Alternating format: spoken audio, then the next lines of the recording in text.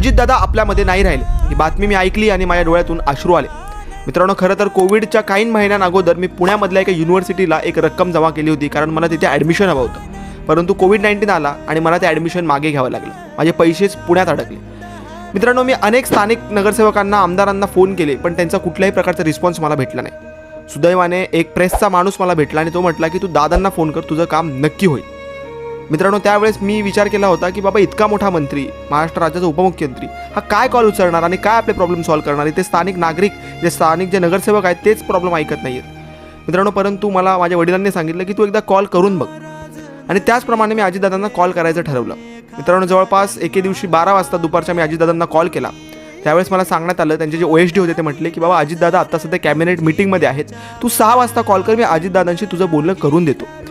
मित्रांनो, परत एकदा मी 6 वाजता कॉल अजितदादांना केला. म्हणजे जवळपास 5:55च्या आसपास मी कॉल अजितदादांना केला. मला परत एकदा विश्वास नव्हता की माझं काम होणार आहे, किंवा मला हाही विश्वास नव्हता की मी अजितदादांशी बोलेल. परंतु त्या OSDंनी तो कॉल ट्रान्सफर केला आणि समोरून आवाज आला की नमस्कार, मी अजित पवार बोलतोय. मित्रांनो, हा एक आवाज मी ऐकला आणि मला वाटलं आता पैसे जरी भेटले नाही तरी चालेल, पण इतका मोठ्या माणसाशी आपल्याला बोलायचं जर चान्स भेटलेला आहे, हीच आपल्यासाठी फार मोठी गोष्ट आहे. मित्रांनो, त्यानंतर अजितदादांना मी पूर्ण प्रॉब्लेम सांगितला. जवळपास 2-3 मिनिटं ते माझ्याशी बोलले. म्हणजे एका उपमुख्यमंत्र्यांनी इतका वेळ एका सामान्य नागरिकाला देणं, जो त्यांच्या मतदारसंघातलाही नाही, ही फार मोठी गोष्ट होती माझ्यासाठी. मित्रांनो, म्हणूनच एक वाक्य मला आज आठवतंय की पुणे असेल, बारामती असेल, खेड असेल, हे सगळे जे तालुके आहेत आज पोरके झाले. तिकडचा विकास अजितदादांमुळे थांबणार आहे. मित्रांनो, मला असं वाटतं की जे वाक्य आहे, लेजंड्स नेव्हर डाय, ते खरं होईल. तुम्हाला काय वाटतं? तुमच्या प्रतिक्रिया मला कमेंट सेक्शनमध्ये कळवा.